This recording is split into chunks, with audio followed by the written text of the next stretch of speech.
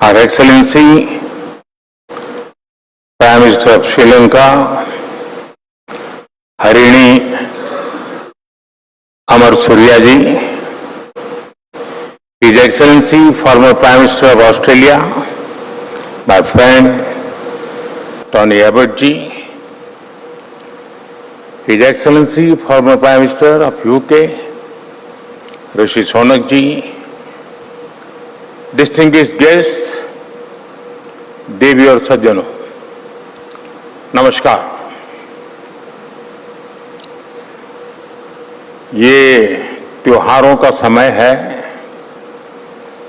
मैं आप सभी को दीपावली की बहुत बहुत शुभकामनाएं देता हूं। उत्साह के इस माहौल में एनडीटीवी वर्ल्ड समिट हो रही है और अपने इस सेशन की थीम भी बहुत इंपॉर्टेंट रखी है, अनस्टॉपेबल भारत। वाकई भारत आज रुकने के मूड में भी नहीं है।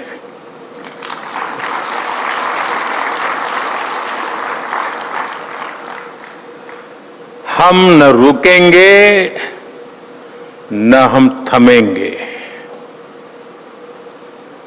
हम 140 करोड़ देशवासी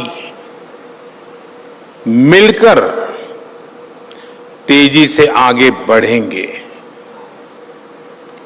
साथियों, आज जब दुनिया में भली भांति के रोड ब्लॉक्स हैं, स्पीड ब्रेकर हैं, तब अनस्टॉपेबल भारत की चर्चा बहुत स्वाभाविक है। और मैं इसको 11 साल पहले की स्थितियां और वर्तमान के कॉन्टेक्स्ट में रखने का प्रयास करता हूं। आप याद कीजिए, 2014 से पहले इस प्रकार की समिट में किन मुद्दों को लेकर चर्चा होती थी, हेडलाइन क्या हुआ करती थी, गली मोहल्ले में कॉन्फ्रेंसेस में किन किन विषयों की चर्चा होती थी। आप सब जरूर याद करोगे तो आपको ध्यान आएगा। चर्चा होती थी ग्लोबल हेडविंड्स को भारत कैसे झेलेगा, फ्रेजाइल 5 से भारत कैसे बाहर आएगा, पॉलिसी पैरालिसिस में कब तक रहेगा भारत, भारत में बड़े बड़े घोटाले कब बंद होंगे। साथियों, तब महिला सुरक्षा को लेकर बहुत सारे सवाल थे। आतंकी स्लीपर सेल किस तरह बेकाबू है, इसको लेकर खुलासे होते थे। महंगाई डायन खाए जात है, ये गीत छाए हुए थे। अब आपको बराबर पिन फिट हो गई कि 14 के पहले क्या था। तब देश के लोगों को लगता था और दुनिया को भी लगता था कि इतने सारे संकटों के जंजाल में फंसा हुआ भारत इन संकटों से बाहर निकल ही नहीं पाएगा।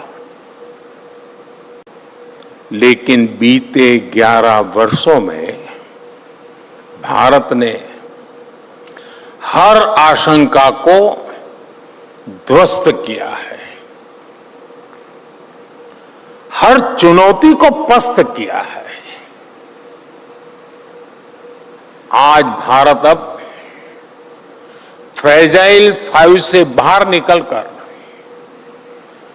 टॉप 5 इकोनॉमीज में से एक बन गया है।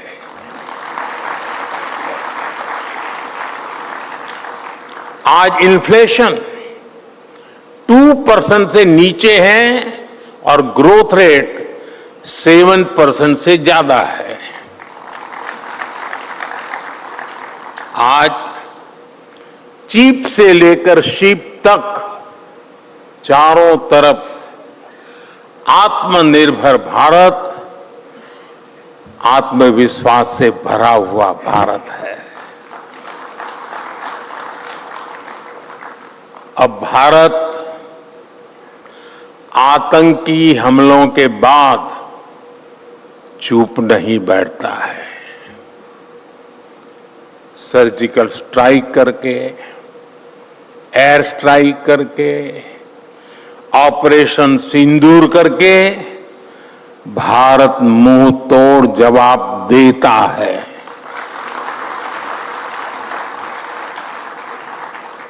साथियों, आप कोविड का समय याद कीजिए, जब दुनिया जिंदगी और मौत के साए में जी रही थी, जब दुनिया ये सोच रही थी कि इतनी बड़ी आबादी वाला देश इतने बड़े संकट से कैसे बचेगा, और लोगों को तो लगता था कि हिंदुस्तान के कारण दुनिया डूब जाएगी।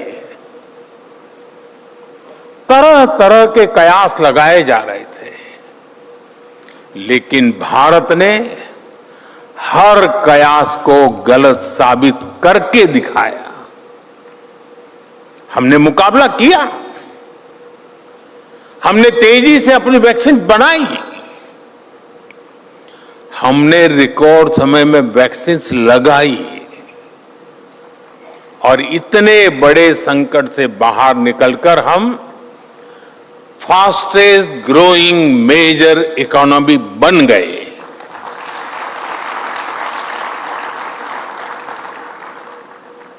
साथियों, कोरोना का प्रभाव अभी खत्म भी नहीं हुआ था कि दुनिया के अलग अलग हिस्सों में कॉन्फ्लिक्ट्स उभरने लगे। हेडलाइंस में युद्ध की खबरें छाने लगी। अब एक बार फिर सवाल उठा कि भारत की ग्रोथ का क्या होगा, और भारत ने ऐसे संकट के काल में भी एक बार फिर सारे कयासों को गलत साबित कर दिया। Bharat fastest growing major economy बनकर आगे बढ़ता रहा। बीते 3 सालों में भारत की एवरेज ग्रोथ 7.8% रही है।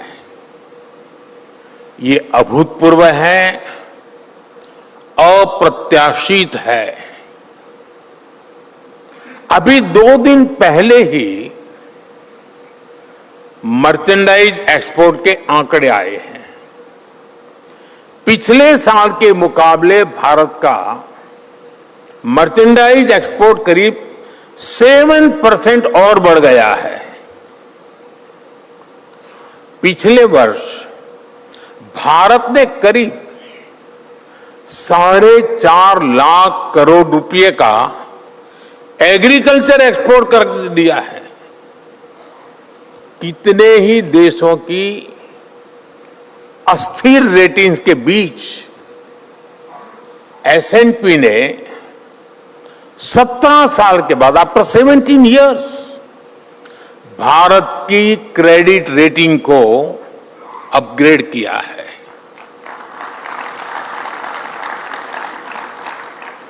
IMF ने भी भारत की ग्रोथ को अपवर्ड रिवाइज किया है। कुछ दिन पहले ही गूगल ने भारत के AI स्पेस में $15 बिलियन के बड़े इन्वेस्टमेंट की घोषणा की है। आज ग्रीन एनर्जी, सेमीकंडक्टर के क्षेत्र में भी बड़े बड़े इन्वेस्टमेंट हो रहे हैं। साथियों, आज भारत की ग्रोथ ग्लोबल अपॉर्चुनिटीज को शेप कर रही है, और ये वाक्य मैं बड़ी जिम्मेवारी के साथ कह रहा हूं। हाल में हुआ EFTA ट्रेड एग्रीमेंट इसका बहुत बड़ा उदाहरण है। यूरोप के देशों ने भारत में $100 बिलियन के इन्वेस्टमेंट का कमिटमेंट किया है। इससे भारत में बड़ी संख्या में जॉब्स क्रिएट होगी। कुछ ही दिन पहले यूके के PM मेरे मित्र स्टारमर अपने सबसे बड़े बिजनेस डेलीगेशन के साथ भारत आए थे। ये दिखाता है कि दुनिया आज भारत में अपने लिए कितने बड़े अवसर हैं, वो बड़ी आशा के साथ देख रही है। आज G7 देशों के साथ हमारा ट्रेड 60% से ज्यादा बढ़ चुका है। पूरी दुनिया आज भारत को रिलायबल, रिस्पॉन्सिबल और रेजिलिएंट पार्टनर के रूप में देख रही है। इलेक्ट्रॉनिक्स से लेकर फार्मा तक, ऑटोमोबाइल से लेकर मोबाइल मैन्युफैक्चरिंग तक निवेश की लहर भारत में आ रही है। यही इन्वेस्टमेंट भारत को ग्लोबल सप्लाई चेन का एक नर्व सेंटर बनाने में मदद कर रहा है।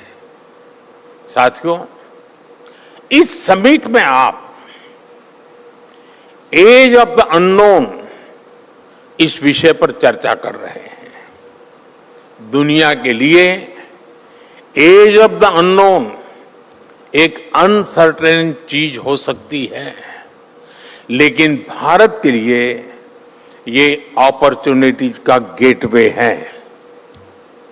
युगों से भारत ने अनजान रास्तों पर चलने का साहस दिखाया है। हमारे संतों ने, हमारे वैज्ञानिकों ने, हमारे नाविकों ने हमेशा ये दिखाया है कि पहला कदम ही परिवर्तन का प्रारंभ होता है। चाहे टेक्नोलॉजी हो, कोरोना वैक्सीन की जरूरत हो, स्किल मैन पावर, फिनटेक या ग्रीन एनर्जी सेक्टर हो, हमने हर रिस्क को रिफॉर्म में, हर रिफॉर्म को रिजिलियंस में और हर रिजिलियंस को रिवॉल्यूशन में बदला है। अभी हाल ही में IMF चीफ ने कहा है कि वो भारत में रिफॉर्म्स की बोल्डनेस से बहुत उत्साहित है। उन्होंने एक एग्जाम्पल भी दिया, और आपको मालूम होगा कि भारत में एक समय रिफॉर्म हुआ था। एक इकोसिस्टम उसके गीत बहुत गाता रहता है। हमारे मित्र हंस रहे हैं वहां,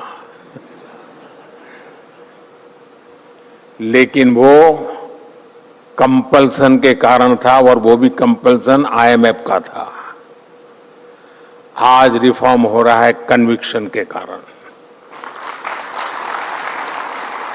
और वही IMF कह रहा है कि रिफॉर्म का भारत का जो बोल्डनेस है उसको नोटिस कर रहे हैं। और IMF चीफ ने एक एग्जाम्पल भी दिया है कि हर कोई कह रहा था कि मास लेवल पर डिजिटल आइडेंटिटी देना संभव नहीं है, लेकिन भारत ने सबको गलत सिद्ध करके दिखाया। आज दुनिया का 50% real time digital transaction fintech की दुनिया में भारत में ही होता है। 50%। भारत का यूपीआई दुनिया के डिजिटल पेमेंट सिस्टम को डोमिनेट कर रहा है। यानी हर प्रिडिक्शन, हर आकलन से बेहतर करना, ये आज भारत का मिजाज बन चुका है। मैंने स्वभाव शब्द प्रयोग नहीं किया, मैंने मिजाज कहा है। और मोदी है तो मिजाज की बात करता है।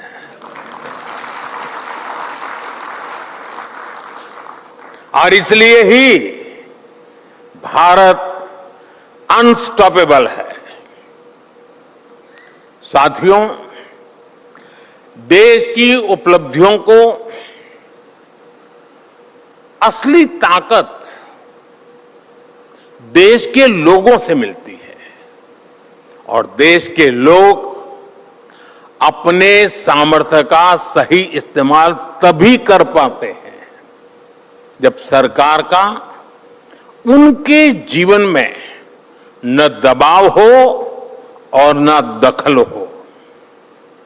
जहां ज्यादा सरकारीकरण होगा वहां उतने ही ब्रेक लगेंगे और जहां ज्यादा लोकतंत्रीकरण होगा वहां उतनी ही ज्यादा स्पीड आएगी। दुर्भाग्य से देश में 60 साल तक सरकार चलाने वाली कांग्रेस ने हमेशा पॉलिसी के प्रोसेस के सरकारीकरण पर जोर दिया, जबकि बीते 11 वर्षों में हमने पॉलिसी और प्रोसेस के लोकतांत्रिकरण का काम किया है। अनस्टॉपेबल भारत के पीछे ये भी एक बड़ी वजह है। अब बैंकिंग का ही उदाहरण लीजिए। 60 के दशक में इंदिरा गांधी जी द्वारा बैंकों का क्या कह करके सरकारीकरण किया गया? कहा गया कि गरीबों, किसानों, श्रमिकों यानी देश के आम लोगों तक बैंकिंग सुविधाएं पहुंचानी है, इसलिए सरकारीकरण किया है। ये तर्क दिया गया था। जबकि वास्तविकता में कांग्रेस ने क्या किया, सरकारों ने क्या किया? बैंकों को देश की जनता से और दूर कर दिया गया, दूरी बढ़ा दी गई। गरीब तो बैंकों के दरवाजे तक भी जाने से डरता था। 2014 में जब हमारी सरकार बनी तब देश की आधी से अधिक आबादी के पास अपना एक बैंक खाता तक नहीं था।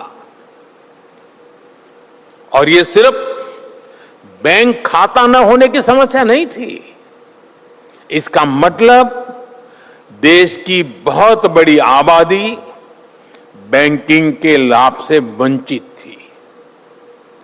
वो जरूरत पड़ने पर बाजार से महंगा ब्याज देने, अपना घर जमीन गिरवी रखने के लिए मजबूर थी। साथियों, देश को इस सरकारीकरण से निकालना बहुत जरूरी था और ये हमने करके दिखाया है। हमने बैंकिंग सेक्टर का लोकतंत्रीकरण किया, उसमें रिफॉर्म किया। हमने मिशन मोड पर 50 करोड़ से ज्यादा जनधन खाते खोले। यानी पूरी दुनिया में जितने खाते खुलते होंगे उसका टोटल एक तरफ और अकेले भारत का टोटल एक तरफ, इतना काम किया। आज देश के गांव-गांव में कोई न कोई बैंकिंग टच पॉइंट है। डिजिटल ट्रांजैक्शन ने भारत को वित्तीय रूप से दुनिया के सबसे बड़े इंक्लूसिव देशों में से एक बना दिया है। कांग्रेस के सरकारीकरण ने बैंकों में एमपीएस का पहाड़ खड़ा कर दिया था। भाजपा के लोकतांत्रिकरण ने बैंकों को रिकॉर्ड प्रॉफिट में ला दिया है। बीते 11 वर्षों में विमेन सेल्फ हेल्प ग्रुप्स को, छोटे किसानों, पशुपालकों, मछुआरों को, रेहड़ी पटरी ठेले वालों को, विश्वकर्मा साथियों को बिना बैंक गारंटी के लाखों करोड़ रुपए के लोन दिए गए। साथियों, मैं आपको पेट्रोल और गैस सेक्टर का भी उदाहरण दूंगा। 2014 से पहले जब सरकारीकरण की सोच हावी थी, तब क्या स्थिति थी? पेट्रोल डीजल पर सब्सिडी न बढ़ानी पड़े, आप सुनकर के चौंक जाएंगे। सरकारी खजाने से सब्सिडी न देनी पड़े, इसके लिए कांग्रेस सरकार रात 8 बजे से सुबह 8 बजे के बीच पेट्रोल पंप बंद करने की तैयारी कर रही थी। बताइए, अरे वो 7 बजे भर लेगा भाई। अब आज क्या स्थिति है?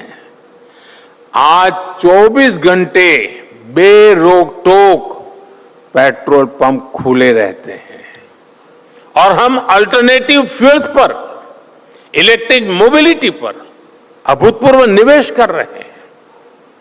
साथियों, कांग्रेस के समय में गैस का एक कनेक्शन पाने के लिए भी सांसदों से चिट्ठियां लिखवानी होती थी।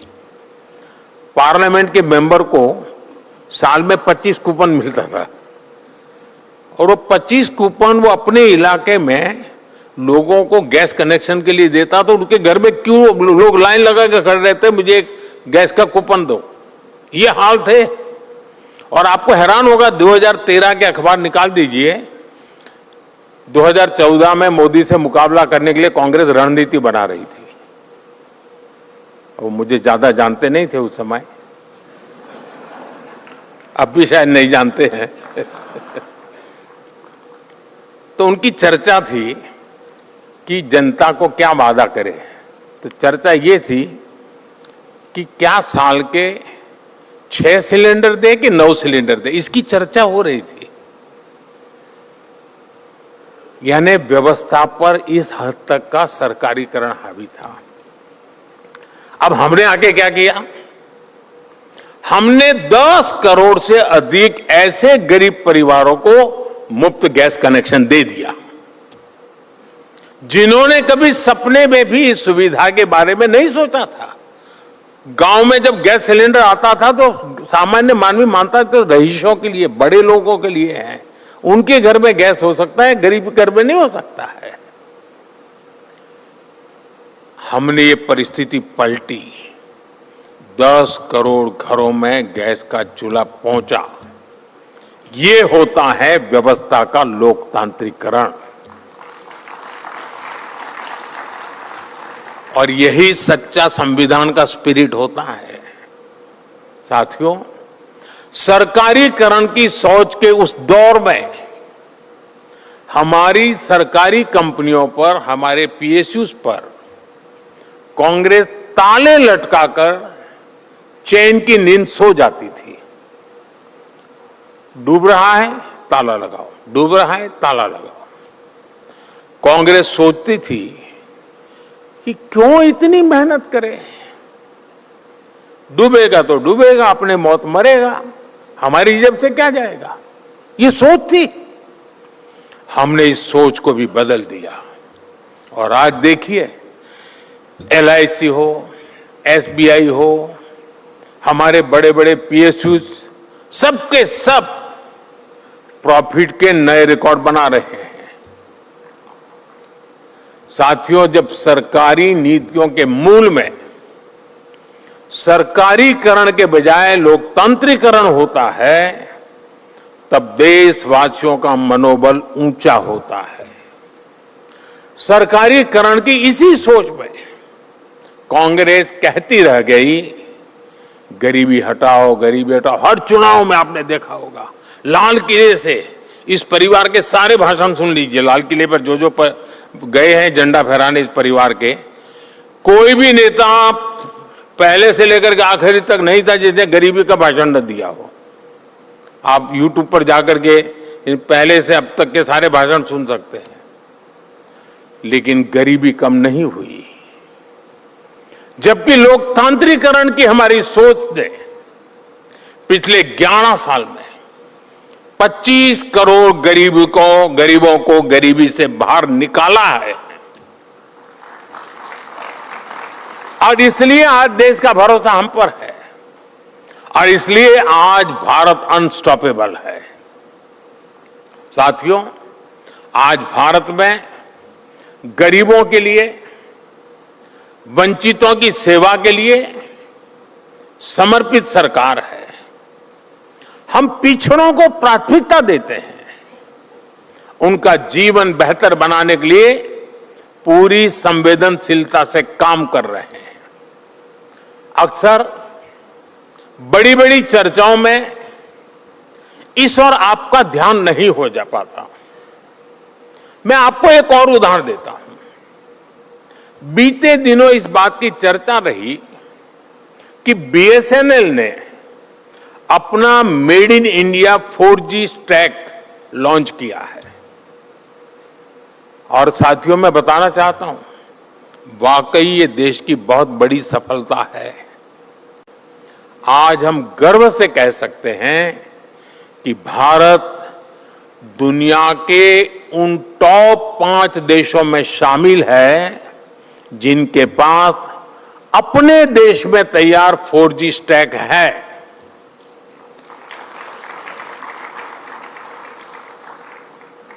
हिंदुस्तान ने 2G सुना है, क्योंकि सारे हेडलाइन भरे पड़े रहते हैं, 2G में ये हुआ, 2G में ये हुआ। अब मैं 4G की बात कर रहा हूं तो जरा देर लगती है, वो सफाई करते करते मेरा दम उखड़ रहा है। जिस सरकारी कंपनी को कांग्रेस ने BSNL को बर्बाद करने में कोई कसर नहीं छोड़ी थी, आज BSNL नए अचीवमेंट हासिल कर रही है। लेकिन साथियों, देश की सफलता का यह सिर्फ एक पक्ष है।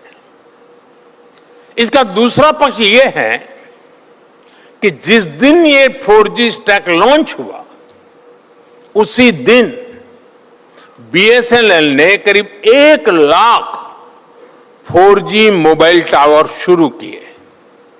और इसका नतीजा क्या हुआ?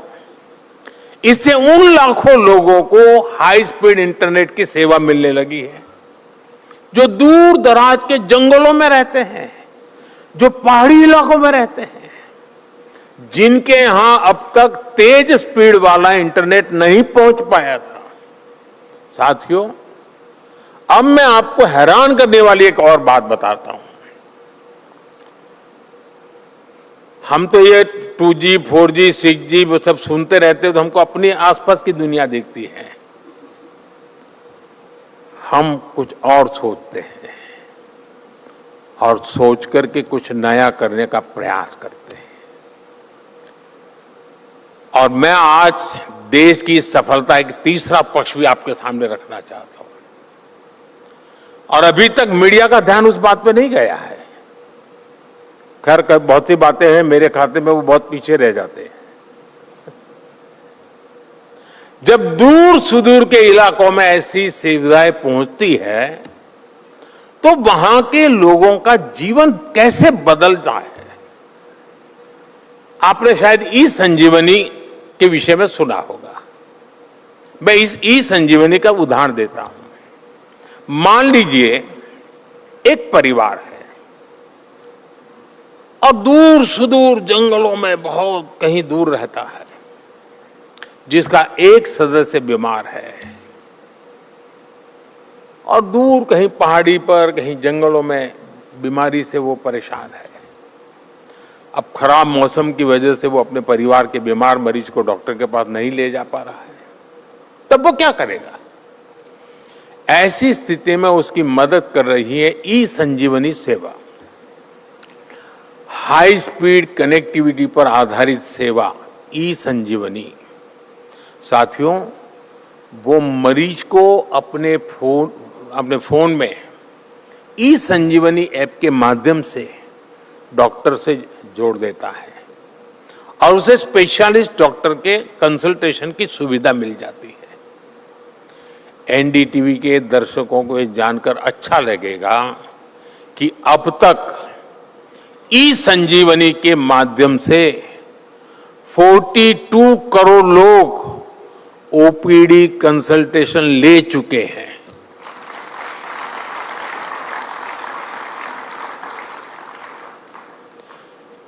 यानी 4G 2G ये सुविधा नहीं, ये जीवन में एक नई ताकत बनकर के उभर रहा है।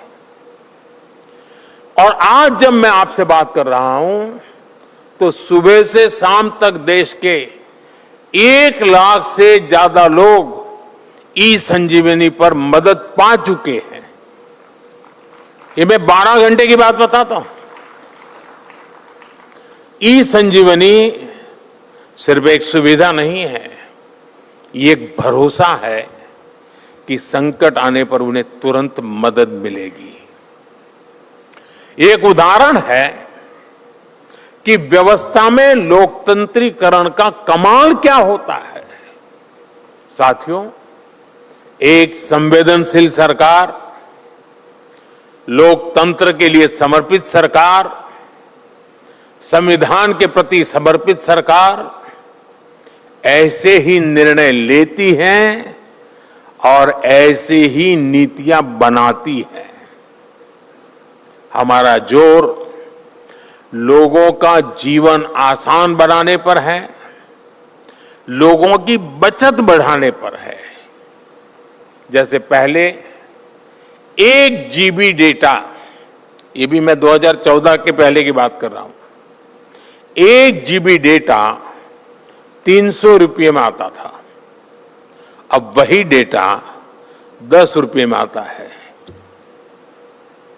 यानी हर भारतीय की जेब में सालाना हजारों रुपये बच रहे हैं। आयुष्मान भारत योजना से गरीब मरीजों को 1.25 लाख करोड़ रुपए की बचत हुई है। पीएम जन औषधि केंद्रों में 80% डिस्काउंट पर दवाएं मिलती हैं। इनसे लोगों को करीब 40,000 करोड़ रुपए की बचत हुई है। हार्ट के स्टैंड की कीमतें कम होने से गरीब और मिडिल क्लास सालाना 12,000 करोड़ रुपए बच रहे हैं। साथियों, हमने ईमानदार टैक्स पेयर को भी सीधा फायदा दिया है। इनकम टैक्स हो या जीएसटी, बहुत अधिक कमी की गई है। इसी वर्ष 12 लाख रुपए की इनकम पर टैक्स जीरो किया गया और इस समय जीएसटी बचत उत्सव भी जीरो पर चल रहा है। जाने जोरों चारों तरफ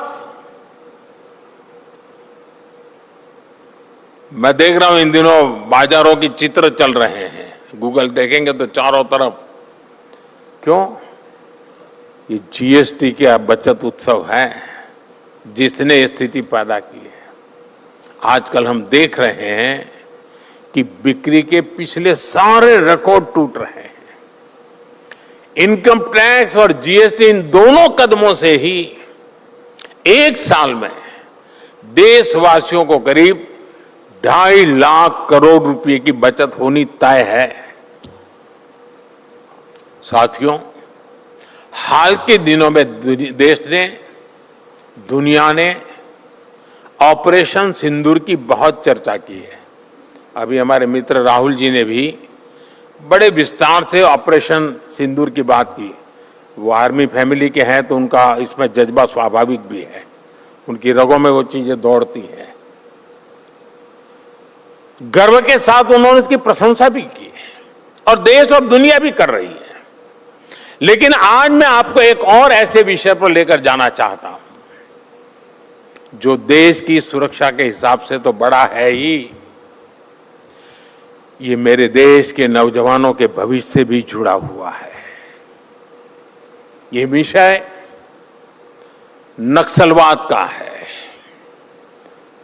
अब मैं समझता हूं ये नक्सलवाद शब्द ऐसे ही लोगों ने लटका दिया है। हकीकत में यह माओवादी आतंक का है।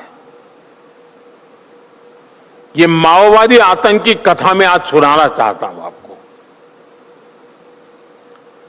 कांग्रेस के शासन में जो अर्बन नक्सलों का जो इकोसिस्टम है, ये जो अर्बन नक्सल है, वो कुछ तरह ऐसे हावी थे, आज भी है। माओवादी आतंक का कोई भी घटना देश के लोगों तक न पहुंचे, इसके लिए वो बहुत बड़ी सेंसरशिप चलाते रहते हैं। वो हमारे देश में आतंकवाद की इतनी चर्चा होती थी, आर्टिकल 370 पर डिबेट होती थी, लेकिन हमारे शहरों में जो कांग्रेस के राज में पनपे हुए अर्बन नक्सली बैठे थे, जो ऐसी संस्थाओं पर कब्जा जमा करके बैठे थे, वो माओवादी आतंक पर पर्दा डालने का काम करते थे, देश को अंधेरे में रखते थे। अभी कुछ दिन पहले भी माओवादी आतंक के कई पीड़ित दिल्ली आए थे। ये बड़ी दर्दनाक चीज है। बहुत बड़ी मात्रा में आए थे। किसी की टांग नहीं थी, किसी का हाथ नहीं था, किसी की आंख नहीं थी, शरीर के अंग कुछ चले गए थे। ये माओवादी आतंक के शिकार लोग थे। गांव के गरीब आदिवासी भाई बहन, किसान के बेटे थे, माताएं बहनें थी, दो दो पैर कट चुके थे। वो दिल्ली में आए थे, 7 दिन रहे, हाथ पैर जोड़ करके कह रहे थे कि हमारी बात हिंदुस्तान के लोगों तक पहुंचाइए। प्रेस कॉन्फ्रेंस किया उन्होंने। आप में से किसी ने देखा नहीं होगा, सुना नहीं होगा। ये माओवादी आतंक के ठेकेदार जो बैठे हैं ना, उन्होंने उस जुल्म के शिकार हुए उनके दर्द की कथा भी हिंदुस्तान के लोगों तक नहीं पहुंचने दी। कांग्रेस की इकोसिस्टम ने इसकी चर्चा नहीं होने दी। साथियों, हालत ऐसे थे कि देश का करीब करीब हर बड़ा राज्य नक्सली हिंसा, माओवादी आतंक की चपेट में। बाकी देश में संविधान लागू था, लेकिन रेड कॉरिडोर में संविधान का कोई नाम लेने वाला नहीं था। और मैं बहुत जिम्मेवारी से कहता हूं कि जो माथे पर संविधान की किताब लेकर के नाचते हैं ना, वे आज भी ये माओवादी आतंकियों जो संविधान को नहीं मानते हैं, इनकी रक्षा के लिए दिन रात लगा देते हैं। साथियों, सरकार तो चुनी जाती थी, लेकिन रेड कॉरिडोर में उसकी कोई मान्यता नहीं होती थी। शाम ढलती थी तो घर से बाहर निकल पाना मुश्किल हो जाता था। जो जनता को सिक्योरिटी देने वाले लोग थे, उनको भी सिक्योरिटी लेकर चलना पड़ता था। साथियों, बीते 50-55 सालों में इस माओवादी आतंक की वजह से हजारों लोग मारे गए। कितने ही सुरक्षाकर्मी माओवादी आतंक का शिकार बने। कितने ही नौजवानों को हमने खोया। ये नक्सली, ये माओवादी आतंकी स्कूल नहीं बनने देते थे इलाके में, अस्पताल नहीं बनाने देते थे। अस्पताल है तो डॉक्टर को घुसने नहीं देते थे। जो बने हुए थे उनको भी बम से उड़ा दिया जाता था। दशक तक विकास की रोशनी से देश का एक बहुत बड़ा हिस्सा, बहुत बड़ी आबादी वंचित रही। इसका बहुत बड़ा नुकसान हमारे आदिवासी भाई बहनों को, दलित भाई बहनों को, गरीब लोगों को उठाना पड़ा। साथियों, माओवादी आतंक देश के नौजवानों के साथ बहुत बड़ा अन्याय है, बहुत बड़ा पाप है। मैं देश के नौजवानों को इस हाल में नहीं छोड़ सकता था। मैं बेचैनी महसूस करता था, जुबान पे ताला लगा के बैठा था। आज पहली बार मेरे दर्द को आज आपके सामने मैं प्रस्तुत कर रहा हूं। मैं उन माताओं को जानता हूं जिन्होंने अपने लाल खोए हैं। उन माताओं की अपने लाल से कोई अपेक्षा थी, आशा थी। या तो वो ये माओवादी आतंकियों के झूठे बातों में फंस गए, या तो माओवादी आतंक के शिकार हो गए। और इसलिए 2014 के बाद हमारी सरकार ने पूरी संवेदनशीलता के साथ भटके हुए नौजवानों को मुख्य धारा में लाने का प्रयास किया। और मैं देशवासियों को आज पहली बार कह रहा हूं, देशवासियों को संतोष होगा, देशवासी हमें आशीर्वाद देंगे। जिन माताओं ने अपने लाल खोए, वो माताएं हमें आशीर्वाद देगी, देश की शक्ति को आशीर्वाद देगी। और आज देश उसके नतीजे देख रहा है। 11 वर्ष पहले तक देश के 125 जिले 125 से ज्यादा माओवादी आतंक से प्रभावित थे। और साथियों, आज ये संख्या सिर्फ 11 जिलों तक सिमट गई है।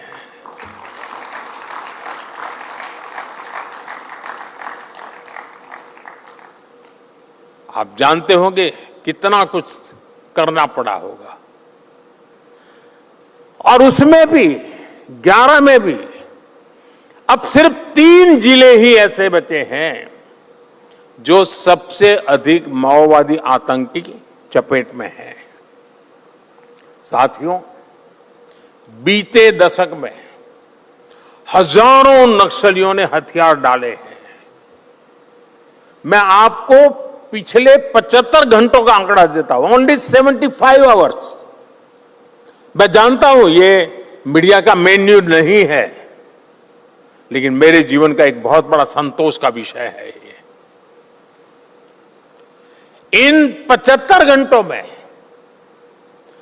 303 नक्सलियों ने सरेंडर किया है।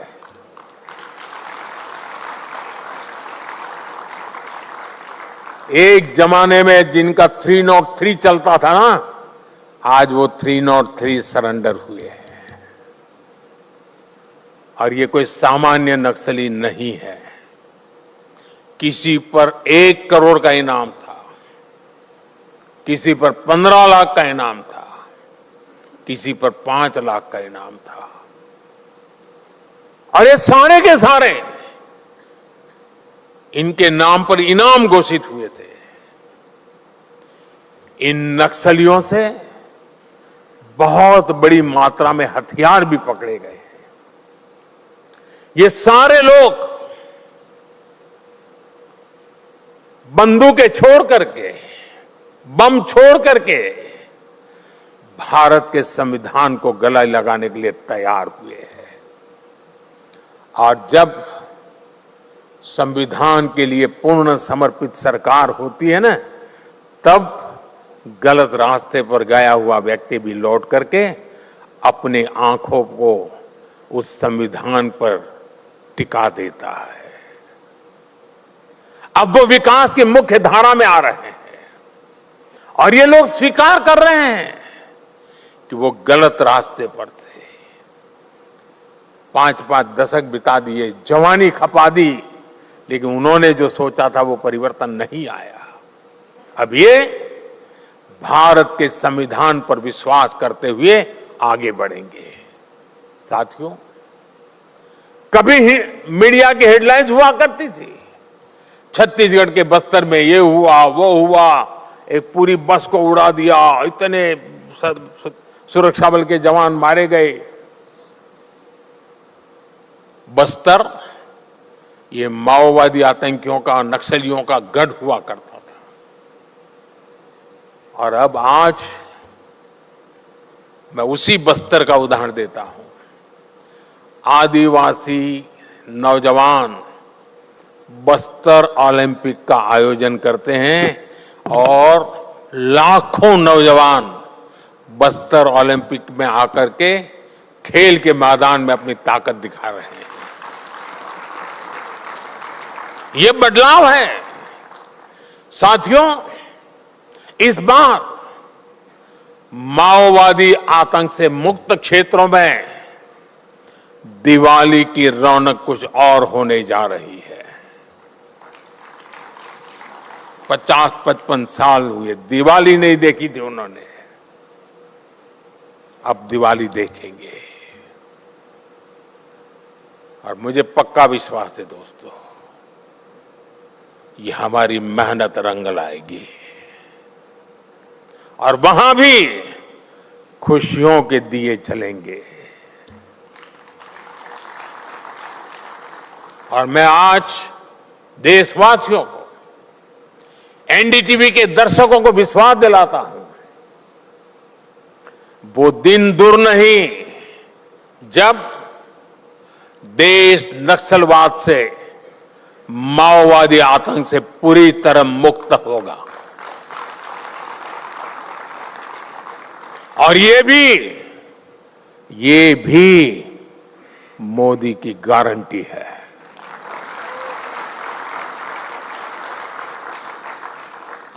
साथियों, विकसित भारत की हमारी यात्रा सिर्फ ग्रोथ की यात्रा नहीं है,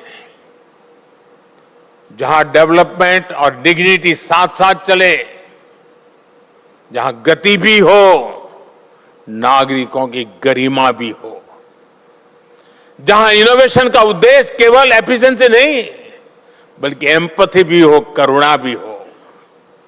हम इस सोच के साथ आगे बढ़ रहे हैं और इस सोच को आगे बढ़ाने में एनडीटीवी वर्ल्ड समिट जैसे आयोजक बहुत बड़ी भूमिका निभाते हैं। आपने मुझे देश की बात रखने के लिए आमंत्रित किया, इसके लिए मैं एनडीटीवी का आभार व्यक्त करता हूं।